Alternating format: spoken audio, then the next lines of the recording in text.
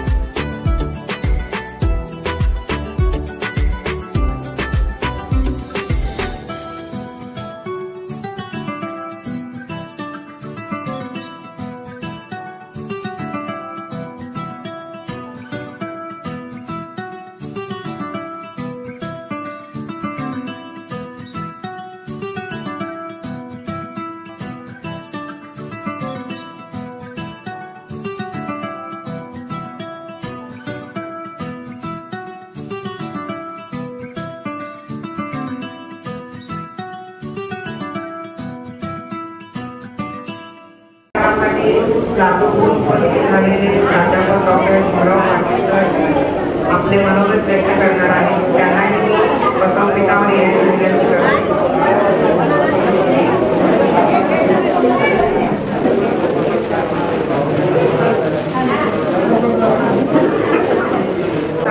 विशेष अतिथी म्हणून उपस्थित झालेले माननीय प्रतिबाप्पा मुरांडे नगरसेवक औरंगाबाद तथा विधायक समन्वय समितीचे नेते.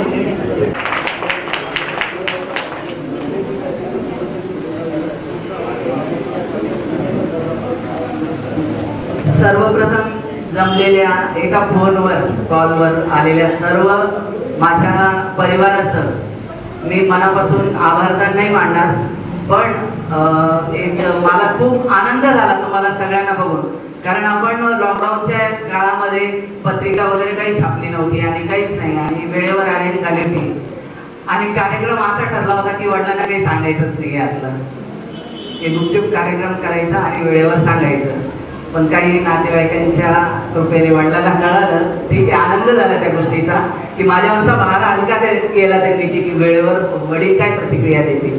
त्यामुळे सर्वप्रथम मी आलेल्या सर्व आमच्या नातेवाईकांचं, सगळ्या वैद्य परिवारांच्या नातेवाईकांचं मनापासून धन्यवाद याच्यासाठी देतो की तुम्ही फक्त फोनच्या एका कॉलवर आणि कार्यक्रम इतके दिवस आपण गुप्त ठेवला, त्याबद्दल सर्वप्रथम सगळ्यांचे अभिनंदन. सगळ्यांनी टाळ्या वाजवून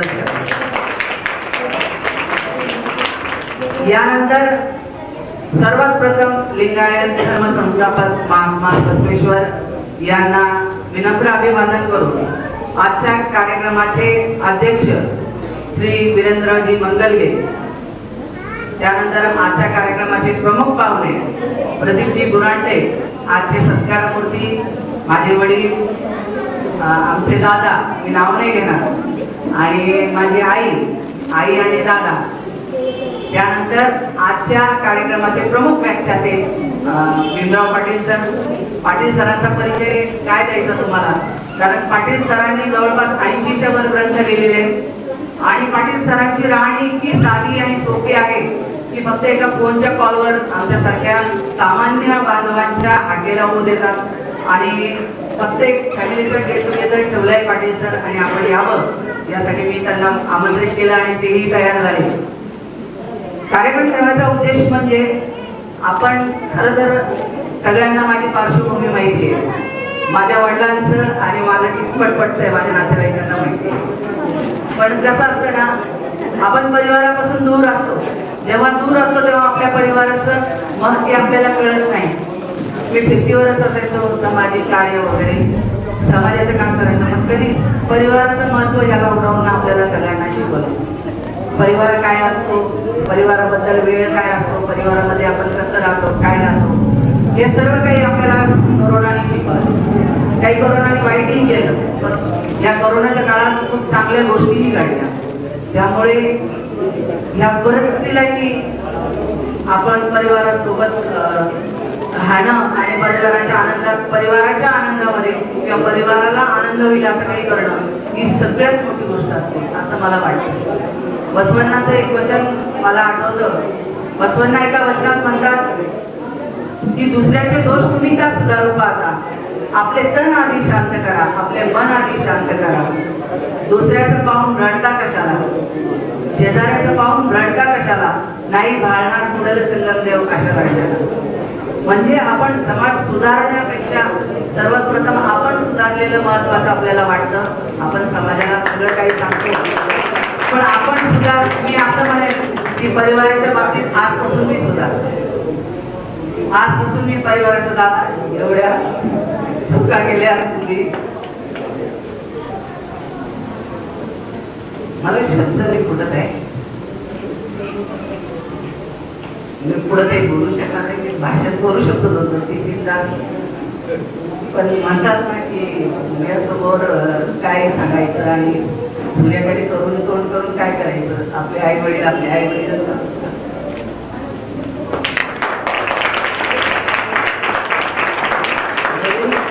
आई वडील विषयी असो ते आपल्यापेक्षा ग्रेटच आहे.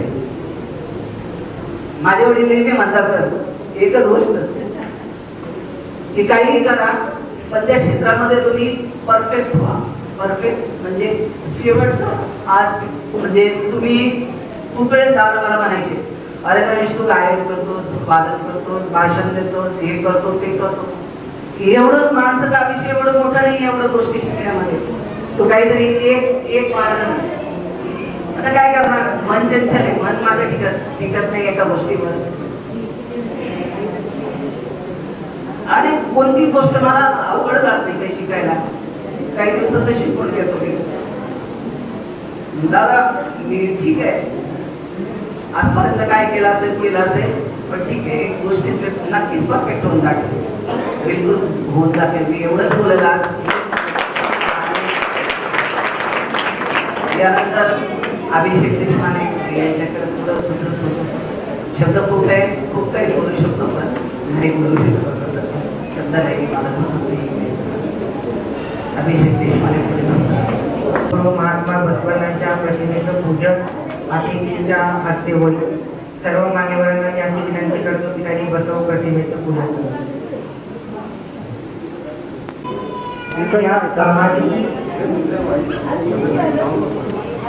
या सामाजिक क्रांतीचं फलित म्हणून आज आपण लिंगायत धर्म या महाराष्ट्र, कर्नाटक, आंध्र प्रदेश या प्रदेशामध्ये पाहत आहोत. बसवण्णाच्या प्रतिमेचं पूजन करून आपण या कार्यक्रमाची सुरुवात केली आहे.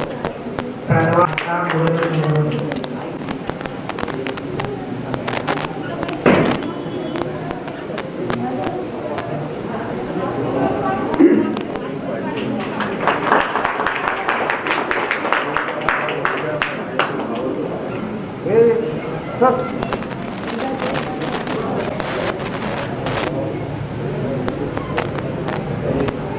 सत्कारमूर्ती प्रभाकरप्पा वैद्य यांना अशी विनंती करतो की त्यांनी आजच्या कार्यक्रमाच्या निमित्त प्रतिमाप्पा बुरांडे यांचा सत्कार करावा.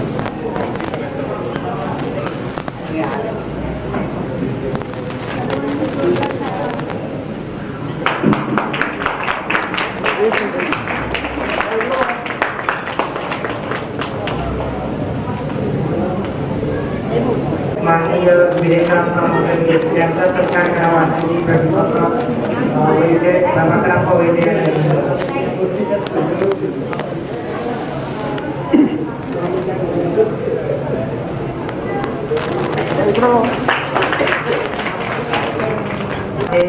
प्रबोधनाचं सत्र ज्या व्यक्तीमुळे यशस्वी होणार आहे अशा ते आमचे प्रमुख वक्ते माननीय भीमराव पाटील सर यांचा सत्कार प्रभाकरप्पा वैद्य यांनी करावा अशी विनंती.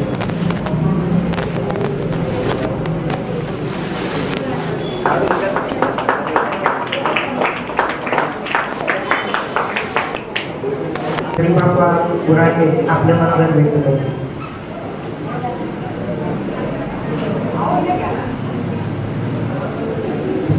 सर्वांना माझा शरणार्थी बसवपेठवर उपस्थित दादा, आई, भीमराव पाटील सर आणि मंगलगे साहेब, इथं उपस्थित सर्व माझे बंधू भगिनींनो, सर्वप्रथम मी बसवांची मनापासून पूजा करतो, मनापासून त्यांना आठवण करतो. जगज्योती महात्मा बसवेश्वरांना वंदन करतो. डॉक्टर शिवलिंग शिवाचार्य महाराज यांना वंदन करतो. मी माझे 2 शब्द बोलतो. आता खरा पाहिला तर हा कार्यक्रम एक घरगुती कार्यक्रम आहे, पण गणेश तू आता बोलताना तुझ्या डोळ्यामध्ये तुझ्या भावना पाहिल्या आणि मला राहवलं नाही, म्हणून मी म्हटलं मी 2 शब्द बोलतो. तसं पाहिलं तर गणेशचा आणि माझा संपर्क मागच्या एक 4-5 वर्षापूर्वी झाला. त्याच्या आधी मी गणेश ओळखत नव्हतो. लिंगायत समाजाच्या काम करायच्या वेळेस पहिल्या बैठकीला गणेशची ओळख झाली. स्वतःहून त्यांनी माझी ओळख करून घेतली आणि आमच्या दोघांची ओळख झाली. त्याच्यानंतर गणेशचा माझा संपर्क वाढला होता आणि गणेशमध्ये जे चार्म आहे, जे खूप स्पिरिट आहे, तो एकदम अग्रेसिव्ह आहे. मी त्याला खूपदा, म्हणजे एकदा नाही, व्यासपीठावर सांगतो की खूपदा त्याला माहिती, खूपदा एक मोठ्या अधिकाऱ्याने त्याला रागवलं आणि त्याला शांत केलं. त्याचं त्याला तिथे सांगितलं, त्यांनी आता जे वचन सांगितलं ते वचनाचं मी त्याला बऱ्याचदा सांगत होतं की तू दुसऱ्याला सोडायचा प्रयत्न करू नको. कारण की त्याचा तळमळ जी होती ती समाजाच्या प्रति तळमळ होती, पण ज्या नालायक लोकांना, ज्या गाडो लोकांना ती तळमळ करत होती, त्याच्यामुळे ती लोक त्याच्याबद्दल गैरसमज समाजात पसरत होते. आपल्या औरंगाबादच्या असिस्टंट पोलीस उपायुक्त नागनाथ कोडे साहेब यांनी खास मला एकदा बोलवलं होतं. मी आणि मंगली साहेब दोघांना बोलवलं होतं. फक्त विषय होता गणेश बद्दल बोललो होतो. त्यांच्याबद्दल पण इथल्या काही लोकांनी गैरसमज केला की तू आतापर्यंत कधी सांगितलं नाही. आम्हाला बोलवलं होतं आणि तुझ्याबद्दल त्यांच्याकडे काही तक्रार आली होती. पण कोडे साहेब हे लिंगायत होते, त्यांना माहिती गणेश वैद्य लिंगायत. मग त्यांच्या समोर ज्यावेळेस उलगडलं की हा गणेश असा असा आहे, त्याचं सामाजिक काम असं असं आहे. दादा मी तुम्हाला सांगतो की गणेश खरंच कौतुकास पात्र आहे. गणेश हा खरंच चांगला असतात काम. त्याची चळवळ जी आहे ती समाजाच्या प्रती चळवळ आहे. तो त्याला मी बऱ्याचदा सांगतो की तू, आणि तो पूर्ण परिवारापासून लांब जाऊन बाकीचे जे कामं केले त्याला बऱ्याचदा आमची चर्चा होतात, आमची तासन-तास गप्पा होतात, चर्चा होतात. आणि आता गणेशने शब्द दिला आपल्याला की पूर्ण तुमचा आतापर्यंत त्याचे काय, मी पण त्याच्या वतीने मी पण म्हणतो की त्याच्याकडून झाल्या काही असतील तर माफ करा. कारण की गणेश खरंच तशा बाबतीत बाकीचे आतापर्यंत पाहिलेले किती मुलं टुकार आहेत, तर तशा बाबतीत गणेशला कशाचे व्यसन नाही. त्याला एकच व्यसन आहे, समाजाचं व्यसन आहे. त्याला एकच व्यसन आहे, बसवेश्वरांचं व्यसन आहे त्याला. आणि ही चांगल्या गोष्टी आहे. मी तुम्हाला जास्त वेळ बोलणार नाही, जास्त वेळ घेणार नाही. मी तुमच्या वाढदिवसाच्या मनपूर्वक शुभेच्छा देतो. तुमच्या दोघांच्या लग्नाच्या वाढदिवसा पण शुभेच्छा देतो. आणि हे 60च नाही तर 100वीला कार्यक्रमाला पण आम्हाला बोलवावं ईश्वर मी प्रार्थना करतो. धन्यवाद. धन्यवाद सर. आपले शब्द या संगमेश्वर मठाच्या साक्षीने जरूर पूर्ण होतील अशी मी अपेक्षा करतो. यानंतर या कार्यक्रमाचे अध्यक्ष विरेंद्रप्पा मंगलगे आपलं मनोगत व्यक्त करतात. खरं तर अशा घरगुती कार्यक्रमाला आम्हाला कोणीच बोलवत नसतं, कारण आमचे जे विचार आहेत ते वेगळेच असतात आणि समाज वेगळ्या शरीरात चालतो. तर सर्वप्रथम दादा वहिनींना मी ह्या कार्यक्रमामुळं हार्दिक शुभेच्छा देतो. आणि सगळ्यात महत्वाचं म्हणजे हा कार्यक्रम दादा वहिनींचा पण आहे आणि आम्हाला असं वाटतं की आता गणेशला पण सांगण्यासारखा हा कार्यक्रम झालेला आहे. आपण काय म्हणतो असं म्हणतो दुसऱ्याच्या घरात जन्माला आहे आणि खरोखरच हे सौभाग्य आहे की गणेश सारखा मुलगा आपल्या कुटुंबात आहे. म्हणजे मला हे सांगायला म्हणजे कमी कोणाची वाटत नाही की गणेश जो करतो ना ते आम्ही आमच्या घरात पण करू शकत नाही, तेवढा आम्ही भविष्यवादी असून सुद्धा ही सब फॅक्ट आहे की ते जे काही पूजा अर्चा करते जे काही आपल्या जुना परंपरा आता प्रत्येकाची विचाराच्या पद्धती वेगळ्या आहेत, काम करायच्या पद्धती वेगळ्या आहेत. कर्मकांड आता ते आहेत तर आपण एका मिनिटामध्ये चेंज नाही करू शकत, ते रिव्हॉल्युशन आणू नाही शकत. पण ती डेअरिंग जी आहे ती गणेश मध्ये आहे. की गणेश म्हणजे त्या कार्यक्रमाला सुद्धा कसं व्याख्यान करतो म्हणजे हे डेअरिंग जी आहे ना ती चांगल्या चांगल्या लोकांमध्ये नसते. म्हणजे आता मी बाहेर बोलत होतो ना अरे म्हणजे ही घरगुती कार्यक्रम आहे, वाढदिवस आहे, सगळ्या वेगळ्या विचारांमध्ये आहे आणि गणेश बसवेश्वरांचं व्याख्यान करून बोलतो वाढदिवस साजरा करायचा. म्हणजे त्याच्या अंतर्गत इतक्या बसवेश्वर बसलेले आहेत की तो त्यांना सोडून एक कार्यक्रम करणं हेच त्याच्या मनाला पटत नाही. ही फार मोठी गोष्ट आहे. आणि त्याची जी तळमळ आहे बसवेश्वर फिलॉसॉफी फॉलो करणं इतकं सोपी गोष्ट नाही, फार आवड आहे. म्हणजे महात्मा बसवेश्वर आपण महात्मा बसवेश्वर अशी होते किंवा शिवाजी महाराजांचं उदाहरण घेऊ, ह्या महापुरुषांच्या फिलॉसॉफीवरती चालणं म्हणजे एकदम ती काट्यामधून चालायचा कार्यक्रम आहे. आणि समाज ज्या पद्धतीने जातोय ज्या पद्धतीने आम्हाला संस्कार झाले लहानपणापासून जे काही आम्ही शिकवलंय आणि बसवेश्वरांचे विचार म्हणजे बोलताना मी काय करतो बसवेश्वरांचे विचार सांगतो, पाठ्यपुस्तकात बसवेश्वरांचे विचार करतो, वर्तमानपत्रामध्ये लेख लिहिताना बसवेश्वरांचे विचार लिहितो. पण घरी बाहेर समाजात वागताना बसवेश्वरांचे विचार फॉलो करणं अतिशय अवघड आहे आणि ते गणेश फॉलो करतो दादा. Thank you very much. ह्या कार्यक्रमात आम्हाला बोलवलं. धन्यवाद सर. आता या कार्यक्रमाचा मुख्य भाग असणारे डॉक्टर भीमराव पाटील सर यांचं महात्मा बसवण्यांच्या विचारावरील व्याख्यान ऐकण्यासाठी आपण सर्वजण उत्सुक आहात हे मी जाणतोच. पण बसवण्णांचं एक वचन त्यापूर्वी मी सांगतो. बसवण्णा म्हणतात चोरी करू नको, हत्या करू नको, खोटे बोलू नको, रागावू नको, इतरांची तिरस्कार करू नको, आत्मस्तुती करू नको, परनिंदा करू नको. हीच अंतरंग शुद्धी, हीच बहिरंग शुद्धी, हीच आमच्या मूळ संगम देवाला प्रसन्न करण्याची पहा. म्हणजे इतका सोपा मार्ग महात्मा बसवण्णांनी लिंगायतांसाठी 12व्या शतकामध्ये गेलेला होता. शरणांचं आंदोलन हे भक्ती आंदोलन नव्हतं तर ते क्रांती आंदोलन होतं आणि त्यांचा क्रांतीचा वारसा आपल्याकडे मांडण्यासाठी मी प्राध्यापक डॉक्टर भीमराव पाटील सरांना विनंती करतो.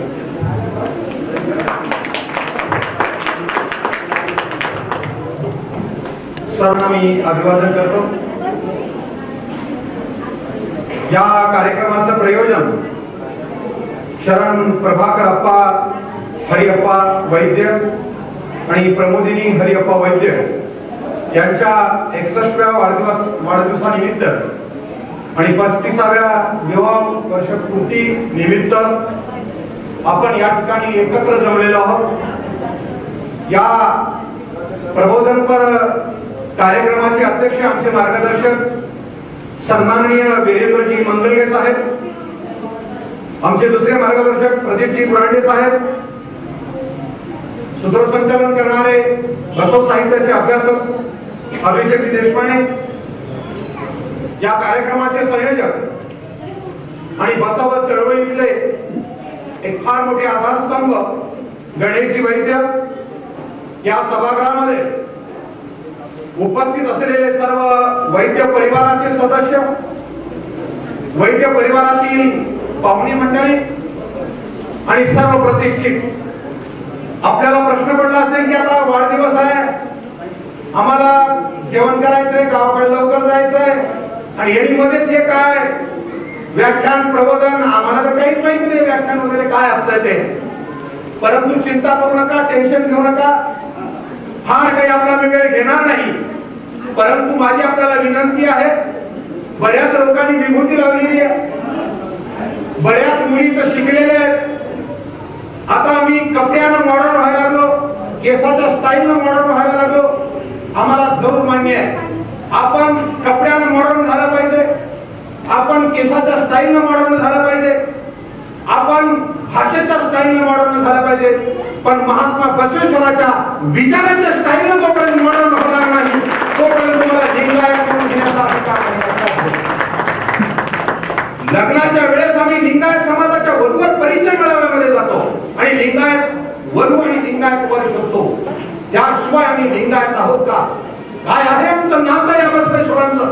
कधी ओळखलं? लक्षात ठेवा, तुम्ही जर ही संस्कृती विसरलात, तुम्ही जर बसवांना नाही वाचलात तर येणारा काळ फार भयानक आहे सर, फार भयानक आहे. लक्षात ठेवा, आमचा विज्ञानिष्ठ विचार, अरे ज्या स्त्रीला धर्मग्रंथाला हात लावण्याचा अधिकार नव्हता, लक्षात ठेवा, विचार करा तुम्ही, ज्या स्त्रीला धर्मग्रंथाला हात लावण्याचा अधिकार नव्हता, ज्या स्त्रीला मंदिरात जाण्याचा अधिकार नव्हता, ज्या स्त्रीला विटाळशी म्हणून मासिक धर्मामध्ये तिला घरामध्ये येण्याचा प्रवेश करण्याचा अधिकार नव्हता, ज्या स्त्रीला ग्रंथ वाचण्याचा, ग्रंथ हात लावण्याचा, ग्रंथ ऐकण्याचा अधिकार नव्हता, आणि त्या स्त्रीला 12व्या शतकामध्ये धर्मग्रंथ लिहिण्याचा अधिकार बसवण्णांनी 12व्या शतकात दिला.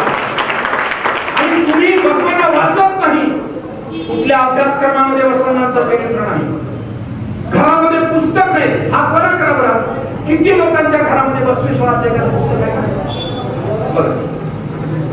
2 ते 3 लोकांच्या घरामध्ये पुस्तक आहे वचनाचं, बसवण्णांच्या चरित्राचं. आणि मग काय आहे? आलो, जन्मलो, खालो आणि एका दिवशी जगलो, बस. हे जीवन आहे का? आणि मी कोण? काय माझा इतिहास? मी का लावायची होती? नुसतीच भस्म लावल्याने होतो का शरण? वचन आहे, नुसतंच भस्म लावल्याने होतो का शरण? ज्यानं विकार भस्म केले, बघा, ज्यानं विकार भस्म केले तो करा शरण आहे. म्हणून माझी आपल्याला विनंती आहे, जो समाज आपला इतिहास विसरतो, अरे तुम्हाला किती मोठा इतिहास आहे, जो समाज आपला इतिहास विसरतो त्या समाजाला इतिहास आणि भविष्य नसतं, भवितव्य नसतं. म्हणून तुम्ही चिंतन करा, जास्त वेळ घेणार नाही. आला लक्षामध्ये, फार कमी वेळामध्ये मी माझा विषय मांडणार आहे, कारण हा वेगळा विषय आहे, हा प्रबोधनाचा विषय आहे, हा समजून घेण्याचा विषय आहे, हा यात्रेचा विषय नाही, हा जत्रेचा विषय नाही, हा गप्पा मारायचा विषय नाही, हा मनोरंजनाचा विषय नाही, हा चिंता आणि चिंतन करण्याचा विषय आहे, हा डोकं बदलण्याचा विषय आहे, घरातले विचार बदलण्याचा विषय आहे. म्हणून गणेश वैद्य माझ्यासाठी आदर्श आहे. अप्पा, गणेश वैद्य जो काम करतोय ते अजिबात चुकीचं नाही आहे. लक्षात ठेवा, सत्य दडवता येतं पण सत्य संपवता येतं, सत्य दडवता येतं पण सत्य संपवता येत नाही. त्या माणसाने गणेश वैद्य यांनी सत्य सांगण्याचा प्रयत्न केला. महाराष्ट्राच्या नाही तर दक्षिण भारताच्या कानाकोपऱ्यामध्ये गणेश कानाकोपऱ्यामध्ये, अरे जे स्वतःसाठी जगतात ते कायमचे मरतात, अरे जे स्वतःसाठी जगतात ते कायमचे मरतात, आणि जे समाजासाठी जगतात ते मरूनही जगत राहतात. त्यामुळे इतिहास नाही तर स्थितीमध्ये माणूस मिळाला तर 4 माणसं मिळणं अवघड व्हायला नगरपालिकेचे मजुरीने खांदेकरी आणण्याची वेळ आलेली आहे मुंबईत. हे लक्षात ठेवा तुम्ही. आपली समाजाची नाळ असली पाहिजे, आपला इतिहास आपल्याला जाणून घेण्याची आवश्यकता आहे. म्हणून गणेश वैद्य आणि माझा जो परिचय झाला बसवण्णांच्या विचाराशी नातं आहे म्हणून परिचय झालेला आहे. आणि म्हणून लक्षात ठेवा, त्यांचं माझं काही पाहुण्यांचं नातं नाही, पण बसवण्णा म्हणतात पाहुणे घरी आले तर वेळ नाही म्हणणार. आता तुम्ही पाहुण्यात तुमच्याबद्दल बोलत नाही, दुसऱ्याबद्दल बोलत. हा बघा, वचन आहे, पाहुणे घरी आले तर वेळ नाही म्हणावे, पण शरण घरी आले तर गुढी उभारून तोरण बांधावे. कारण तुम्ही आम्ही शरण आहोत. तुम्ही शरणात म्हणता का? शरणात म्हणता का? तुम्ही शरणात म्हणता का? म्हणता ना? हो, का म्हणता शरणात? मुलीला विचारलं का आपल्या मम्मी मम्मीला, मम्मी आपले पप्पा शरणात का म्हणतात. मम्मीला सांगितलं आपल्याला काय माहिती भिंतीवर गेले अरे मम्मीला बी माहिती नाही शरणात का म्हणतो. मुलगी MA PhD झाली, डॉक्टरेट झाली, MBBS झाली, पण तिला धर्माचा माहिती आहे का इतिहास? की BA झाली, PhD झाली, पण मी कोण, मला काय लिंगायत म्हणतात, मला पप्पा काय शरणात म्हणतो, माझ्या घराच्या माणसाचा काय बघू. ऐका उत्तर, आईजवळ आहे उत्तर, पप्पाजवळ आहे उत्तर, मम्मीजवळ आहे उत्तर, शेजारजवळ आहे उत्तर. अरे मग का तुम्ही कसे लिंगायत, तुम्ही कशासाठी जगताय, तुमचा जगण्याचा उद्देश काय? अरे 12व्या शतकामध्ये जगाला लोकशाही केल्याचं काम म्हणून भारताचे पंतप्रधान माननीय नरेंद्र मोदी साहेब सर्वात जास्त बसवण्याचे काम आहे. आमचा समाज मात्र मला काय म्हणते बघा का असेल काय तर बसू शकत. हे जमणार नाही, लक्षात ठेवा, हे जमणार नाही. इथं महिलांना माझी विनंती आहे, तुम्ही वैभव लक्ष्मी वाचता नाही ते पोते वाचता, पण वचन वाचा. वचन वाचाल तर समाजामध्ये परिवर्तन झाल्याशिवाय शक्यच आणि म्हणून परिवर्तन आम्हाला पाहिजे. लक्षात ठेवा, मुलगी आमची डॉक्टर करायची आहे, इंजिनियर करायचं आहे, तर तिला आम्ही वचन वाचायला लावलं पाहिजे. कारण 12व्या शतकामध्ये बसवण्याने सांगितलंय, अरे गुरु म्हणजे काय, आर्य म्हणजे गुरु, ज्ञान हा गुरु आहे, ज्ञान हा गुरु आहे. आणि म्हणून आम्ही या ठिकाणी अत्यंत मोठा समाज आहे. लक्षात ठेवा, संपूर्ण दक्षिण भारतामध्ये हा लिंगायत समाज आहे आणि लिंगायत समाजामध्ये 350 जाती आहेत. 350 जाती आहेत. मला असं वाटतं की वैद्य परिवाराचे जवळजवळ 50 जास्ती आहेत. वैद्य परिवार इतका मोठा आहे, अलग लक्षामध्ये. आणि इथं का लक्षात ठेवा, बसवण्यांच्या नंतर जे यादव आले, देवगिरीचे यादव, त्या देवगिरीच्या यादवांचा मुख्य जो प्रधान होता सामंतराय आणि देवरसे लिंगायत होते आणि ते मुख्य प्रधान होते. या देवगिरीच्या यादवांचं राज्य ते चालवायचे आणि म्हणून या देवगिरी भागामध्ये, या दौलताबाद आणि औरंगाबाद भागामध्ये फार मोठ्या प्रमाणावर लिंगायतांची वस्ती आहे. हे यादवांच्या काळापासून आणि बसवेश्वरांच्या काळापासून या भागामध्ये लिंगायतांची वस्ती आहे, राजाश्रय होता. आणि म्हणून आपण ही सगळी भूमिका आज समजून घेण्याची मला आपल्याला विनंती करायची. या विचार, हा इतिहास आपण समजून घ्या. बसवेश्वराच्या काळामध्ये सगळे शरण लढवयले होते. आल्या लक्षामध्ये हातामध्ये तलवारी घेऊन त्यांनी वचन साहित्याचं रक्षण केलं. तुम्ही एकदा बसव कल्याणला जावा, आम्ही काशीला गेलो, बालाजीला तर दरवर्षी जातो, तिरुपतीला जातो, पशुपतीनाथाला जातो. पण माझी आपल्याला विनंती आहे, तुम्ही लिंगायत आहात ना, एकदा बसव कल्याणला जावा, एकदा पुढं संगमला जावा, एकदा उळवीला जावा, की जिथं तुमची संस्कृती, तुमचा इतिहास त्या ठिकाणी आहे. आणि म्हणून हा सगळा क्रांतिकारी इतिहास आहे. भारतीय स्वातंत्र्य संग्रामामध्ये ज्यांनी शहीद झाले, या सर्व शहीदांना तर मी या ठिकाणी माझे शब्द सुमन अर्पण करतो. परंतु बुरांडे साहेब, मराठवाडा मुक्ती संग्रामामध्ये सर्वात जास्त आणि पहिला जर शहीद कोण झाला असेल तर तो लिंगायत समाजाचा माणूस झालेला आहे. आणि सगळ्यात जास्त शहीदाची परंपरा ही लिंगायतांमध्ये आहे. हो, म्हणून आमचे हरिअप्पा वैद्य आलकरच्यामध्ये हे मराठवाडा मुक्ती संग्रामामध्ये महात्मा गांधींच्या सोबत रेल्वेमध्ये त्या ठिकाणी प्रवास करत होते. आणि congress, what is a congress, आलकरच्यामध्ये या माणसाने अख्खा आयुष्य कामगारांसाठी घातलं. कामगारांना न्याय मिळवण्यासाठी हरिअप्पा वैद्य यांनी आपला या ठिकाणी कार्यक्रम केला, आपलं आयुष्य खर्ची घातलं. त्या हरिअप्पा वैद्य यांचे वारस या ठिकाणी वैद्य परिवार आहे, आमचा गणेश आहे. आणि म्हणून हा सगळा जो काही इतिहास आहे तो आपण समजून घेण्याची आवश्यकता आहे. आणि म्हणून 12व्या शतकामध्ये बघा, 900 वर्षापूर्वी त्या ठिकाणी एक आंतरजाती विवाह म्हटलं जातं. चांबाराचा मुलगा आणि ब्राह्मणाची मुलगी, इंटरकास्ट मॅरेज म्हणतात. पण ते इंटरकास्ट नव्हतं, तर इंटर रिलीजनच होतं. कारण इष्टलिंगधारी ते झाले होते. अंग बघा, लिंगायत, लिंग अंगावर आयत करतो तो लिंगायत, बरोबर आहे. लिंग अंगावर आयत करतो तो लिंगायत. आणि मग ते लिंगायत झाले आणि त्यांनी सोयरीक जमवली. लव्ह मॅरेज नव्हतं पळून जाऊन, आलं का लक्षामध्ये, ते अरेंज मॅरेज होतं, अरेंज मॅरेज होतं. आणि ते लग्न त्या ठिकाणी ठरवलं, मान्यता मिळाली. आणि त्या जातीयवाद्यांनी त्याला इंटरकास्ट मॅरेज ठरवलं. आणि तुम्हाला माहिती आहे की लग्न जुळवणारे व्याही मधुवय्या, हरडय्या, शिलवण आणि ती लावण्यवती यांना व्याह्यांना सुद्धा कठोर शिक्षा देण्यात आली. काय आहे त्या शिक्षेचं नाव? त्याला म्हणतात येळे हुटे शिक्षा. बसवांना म्हणले अरे हे दोन माणसं, दोन परिवार परस्परांमध्ये स्वैरिक करतायत, ते लिंगायत आहेत. कारण लिंगायत समाजामध्ये कुणीही जरी लिंग अंगावर घातला तर इष्टलिंग जर अंगावर धारण केला तर तो लिंगायत होऊ शकतो. अरे भावाच्या पाठीमाग बहीण उभं राहिली आणि भावाला म्हणते भावा दादा घाबरण्याची गरज नाही, मी आहे पाठीशी. म्हणून भावाच्या पाठीमागे बहीण उभी राहिली आणि भावानं लिहिलेलं साहित्य हातामध्ये तलवार घेऊन वचन साहित्याचा क्षणाच्या हक्क नागमाने केलं. आणि हे हक्क नागमाचा इतिहास वाचा हो. आता टाळ्या वाजवायला तुम्ही पण टाळ्याचे दोन अर्थ असतात. आता भाषण संपवून सुद्धा आपल्या कार्यक्रमामध्ये. आणि म्हणून साहेब की हक्क नागमाचं चरित्र वाचा. अहो अक्का महादेवी तिच्या राजाचं वय होतं 60 आणि अक्का महादेवीचं वय होतं 20.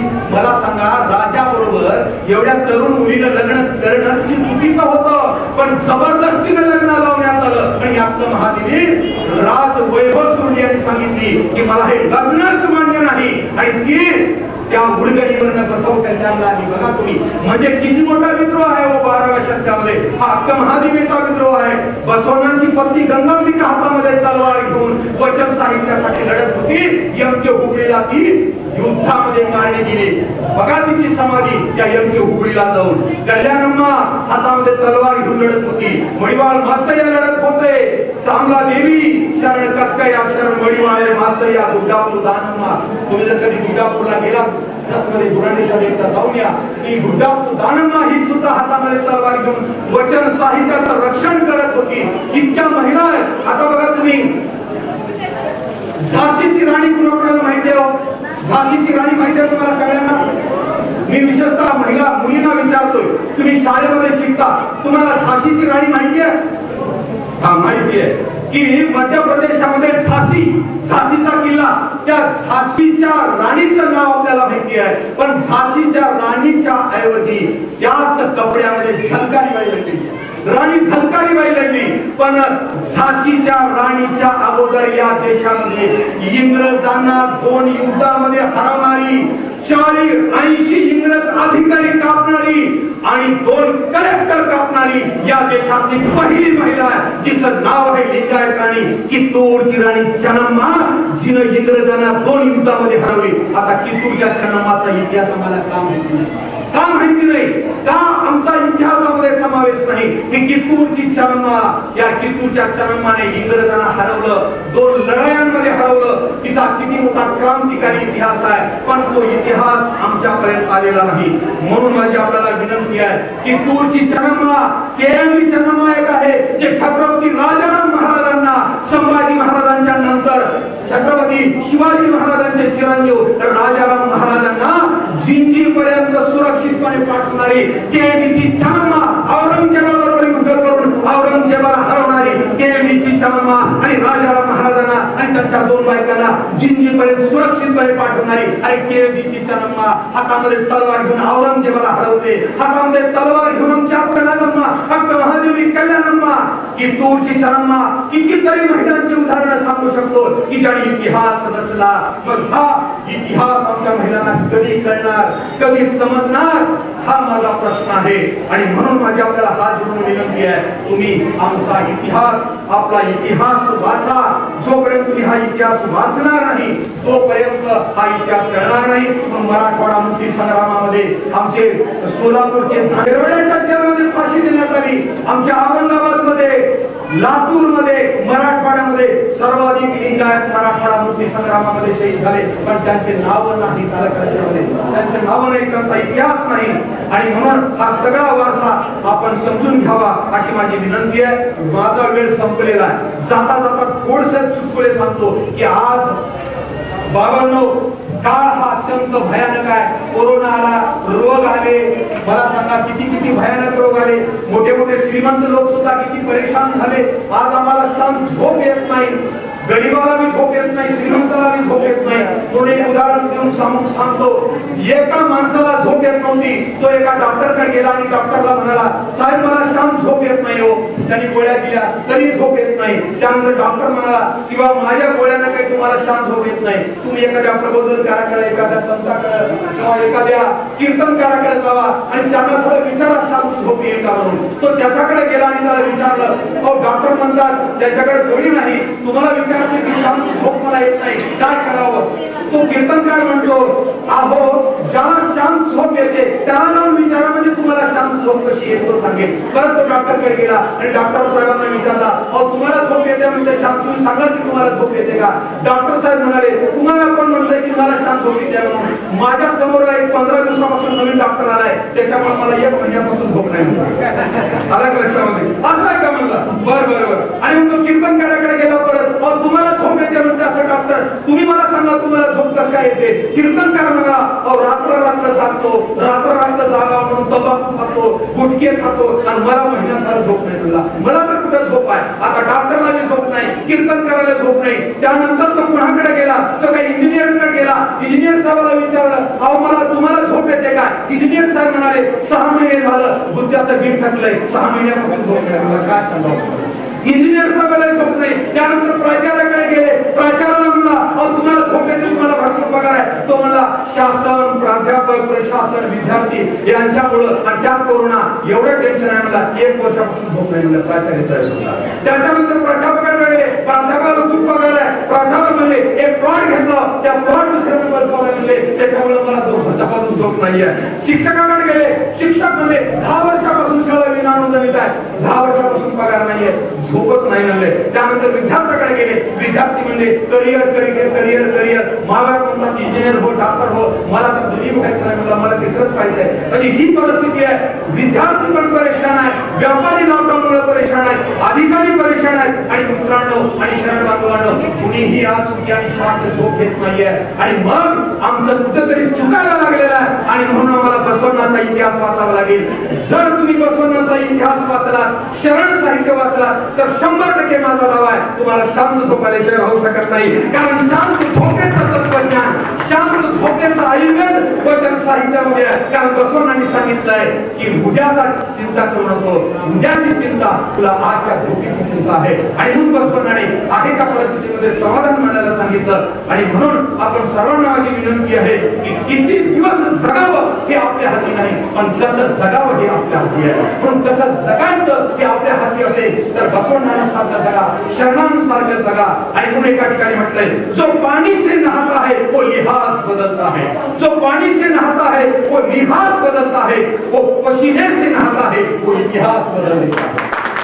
आणि म्हणून बसवण्याने सांगितलं, काय कवे केला, काम करून कष्ट करून हाताला पडलेले घट्टे मेहंदी लावल्यापेक्षाही श्रेष्ठ आहे. आणि म्हणून हात केवळ पाटल्या घालण्यासाठी, केवळ अंगठ्या घालण्यासाठी आणि केवळ सजवण्यासाठी आणि मेहंदी लावण्यासाठी नाही. बसवाना म्हणतात की हात कष्ट करण्यासाठी आहे, काम करण्यासाठी आहे, आधार देण्यासाठी आहे, मदत करण्यासाठी आहे. पण हात लगे निर्माण में नहीं मांगणे, नाही मारणे, नाही मागणे. पण हाताचा पावित्र्य बसवण्याने सांगितलं. आणि म्हणून काय कवे केला असा हा संदेश बसवेश्वरांनी 12व्या शतकामध्ये दिलेला आहे. म्हणून माझी विनंती आपल्याला की आपण जो काही वारसा दिला, हरिअप्पाचा जो वारसा दिला, गणेश जो काम करतो आहे ते प्रबोधनाचं काम करतो आहे, वाईट कुठलंही काम करत नाहीये, हे लक्षात ठेवा. आणि म्हणून नक्कीच महाराष्ट्रामध्ये या प्रबोधनाच्या चळवळीचा जेव्हा तेव्हा इतिहास लिहिला जाईल, त्या इतिहासाच्या पानावर गणेश नाव असल्याशिवाय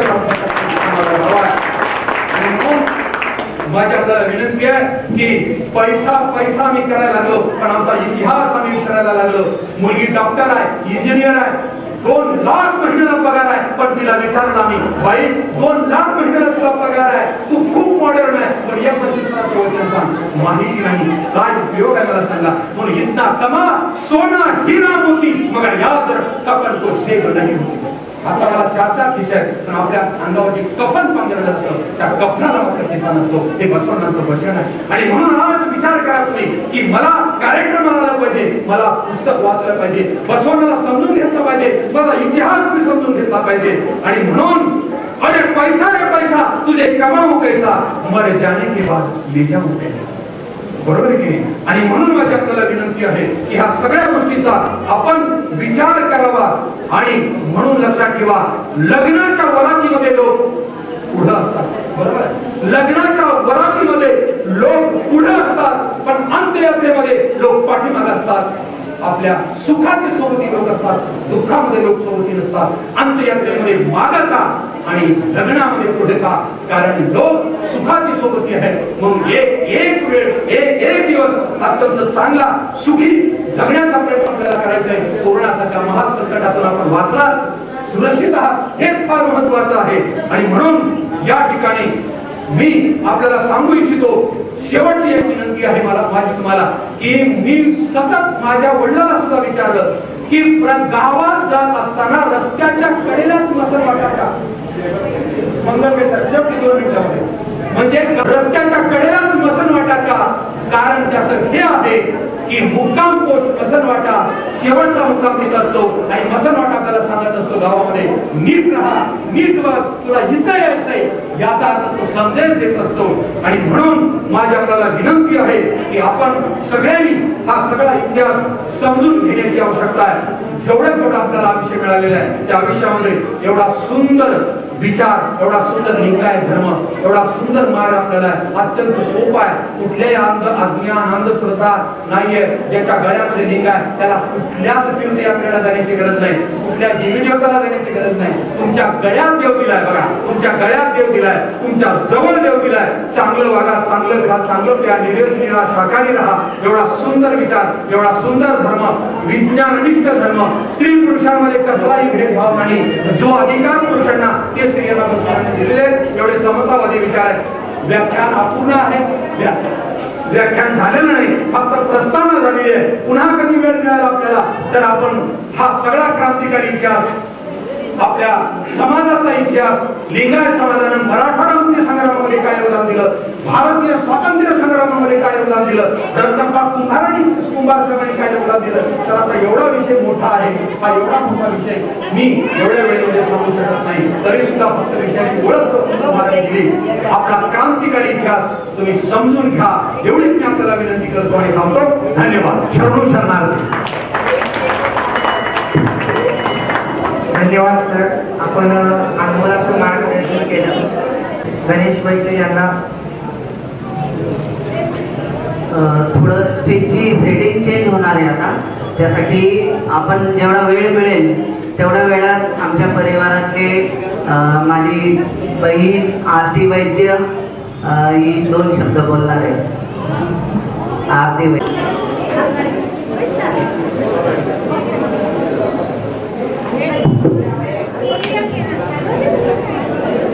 दादा बोलण्याबद्दल माझ्याकडे शब्द नाहीये, पण 2 शब्द बोलते मी. आज त्यांचा वाढदिवस आहे, खूप आनंद होतोय सगळे जमला इथं. आणि सहकुटुंब सहपरिवार वैद्य परिवाराचा इथे एवढं सर्व त्यांनी आमच्यासाठी केलंय म्हणजे खूप खूप म्हणजे खूप मोठी गोष्ट आहे. आमच्यासोबत आतापर्यंत सगळ्यांना सांभाळून घेतलंय. बोलता येत नाही त्याच्याबद्दल.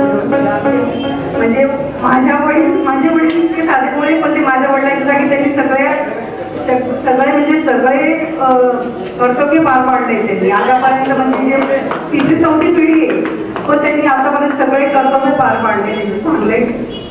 त्याच्यामुळे आमच्यासोबत असेच त्यांनी हेल्दी राहावं, सगळं सोबत राहावं ही देवाला मी प्रार्थना करते. मला तर माहिती नव्हतं की बोलायचं म्हणून, नाही तर मी स्पीच काहीतरी घेऊन आणलं असं त्याच्यासाठी चांगलं. बस देवाकडे ही प्रार्थना करते की त्यांना खूप मोठं उदंड आयुष्य लाभावं. बस एवढं 2 शब्द बोलून माझं बोलणं सांगतो. आपण दादांच्या वाढदिवसानिमित्त एकत्र आलो. सर्व थोड्या मोठ्यांना शरणू शरणार्थी. खरं तर दादांना मी ओळखते 15 वर्षापासून. ते माझे मामे सासरे आहेत, पण त्यांचा आदर्श जेवढा ठेवा तेवढा कमीच आहे. त्या दोघांनाही मीही बघितलंय, तर काम करतानाच बघितलंय. म्हणजे त्यांच्या घरात एवढा मोठा परिवार असताना ज्येष्ठ असल्याचा ना कधी अभिमान ना कधी गर्व ना कुणाच्या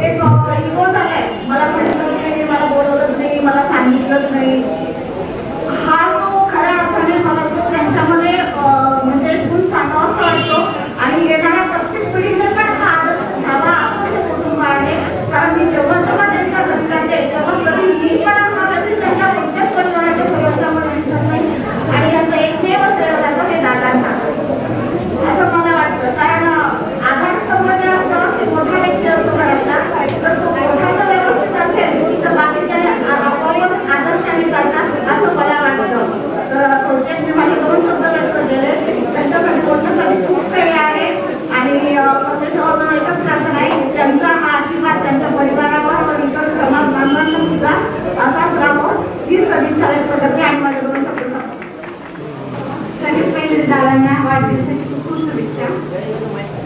दादाबद्दल तर काय बोला, म्हणजे आमच्या वैद्य फॅमिलीचे ते आधारस्तंभ असंच एक केलं ते. त्यांच्याबद्दल जेवढं बोला त्यांच्याबद्दल माझ्याकडे शब्दच नाही, शब्दही आपण नाही त्यांच्यासाठी.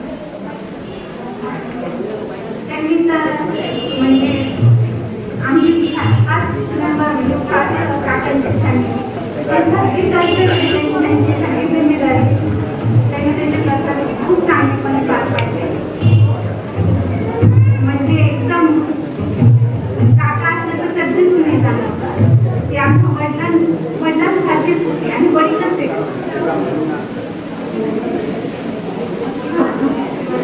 त्यांचे तर शब्दच नाही माझ्याकडे बोलण्यासाठी. आज खूप आनंद होतोय. आज एवढी सगळी फॅमिली आमची जमली, एकत्र आले, खूप आनंद होतोय. सगळे तुम्ही आले, काकांना एवढं प्रेम, तुमचं सगळं प्रेम त्यांना मिळते. तुमचं खूप खूप आभार. खूप छान वाटले आहे.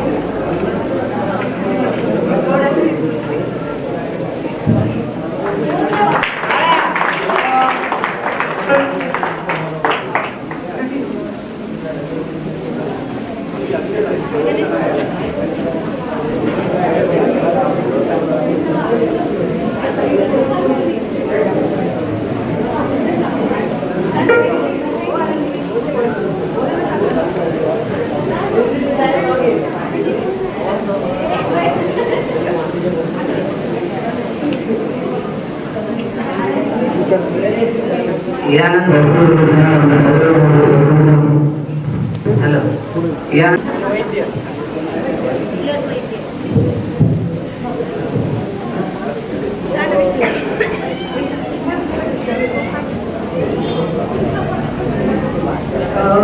सगळ्यात पहिले माझ्या मामाला म्हणजे दादांना वाढदिवसाच्या हार्दिक शुभेच्छा. मामा म्हणजे वडिलांनंतर त्यांनी मला खूप जीव लावला. तर म्हणतात ना की वडील नसल्यावर मामाच वडील असतात, त्याचप्रमाणे त्यांनी मला कधीच वडिलांची कमी वाचली नाही आणि त्यांनी भाजी म्हणून कधीच मला कमी पडलेली नाही. एक मुलीप्रमाणे त्यांनी खूप जीव लावला. त्यांची कधीच त्यांची उपकार फेडू शकणार नाही. धन्यवाद मामा. आणि तुम्हाला परत एकदा वाढदिवसाच्या खूप खूप शुभेच्छा. तुम्हाला उलट आयुष्य लावो ही शुभेच्छा.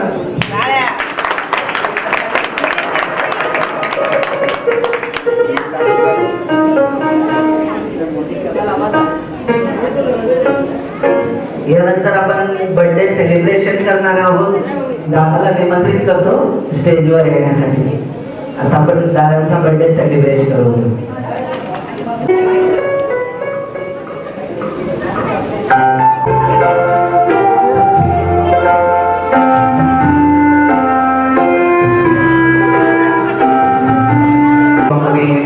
इथे गातोय